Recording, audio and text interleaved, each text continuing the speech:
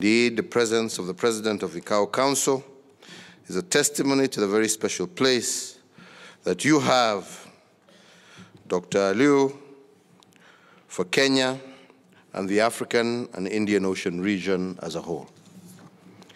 And I am confident that given your energy and passion for matters related to civil aviation, the International Civil Aviation Organization will continue doing much more for our countries under your leadership, especially under your banner of no country left behind.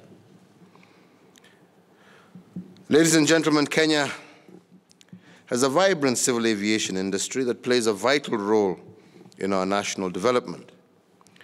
Air transport with support services contribute about 0.4% of our country's gross domestic product, translating into a turnover of approximately 232.7 million in 2017.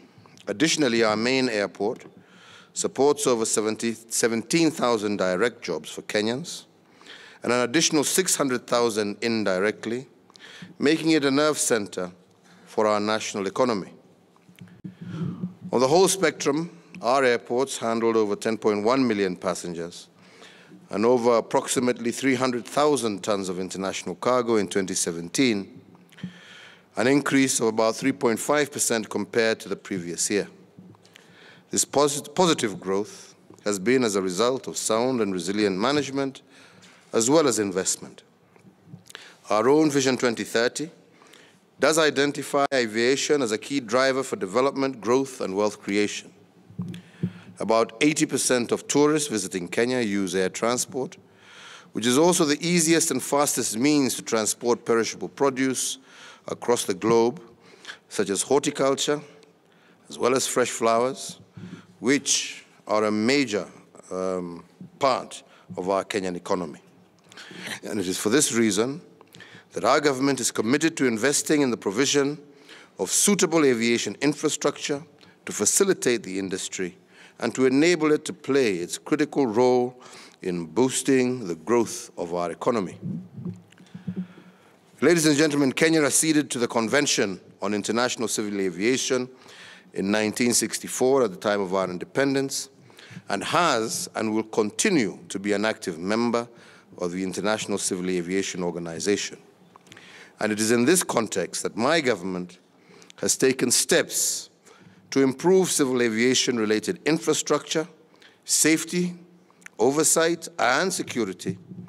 And as a country, we now have been classified under Category 1 status by the Federal Aviation Administration and granted the last point of departure status by the TSA, both agencies of the US government.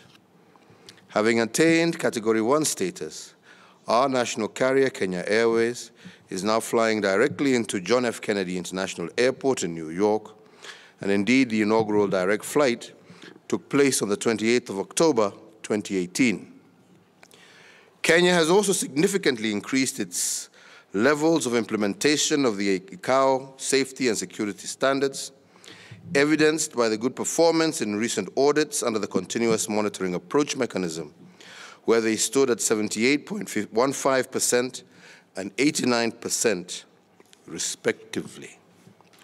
This places Kenya among the top quarter states globally and among the top 5 in Africa in ensuring compliance with ICAO standards and recommended practices in safety, oversight, and aviation security.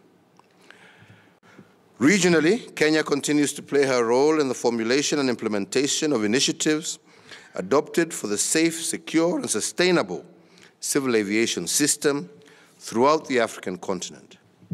These initiatives are aimed at improving air connectivity, reducing cost of air transport, and ensuring the sustainable development of air transport in Africa that will further improve service delivery. As we gather here today, we are cognizant of the fact and the efforts made by ICAO since its inception, not only in developing global policies that guide international air transport, but also making provisions for states to significantly reduce barriers to trade and movement of people and freight. In recognition of the intricacies involved in air service negotiations, the need to have multiple opportunities to meet various states at a single venue, with the ultimate objective of enhancing global connectivity and ease of movement of people, and enhanced trade through air transport, ICAO has seen it fit to have this annual event.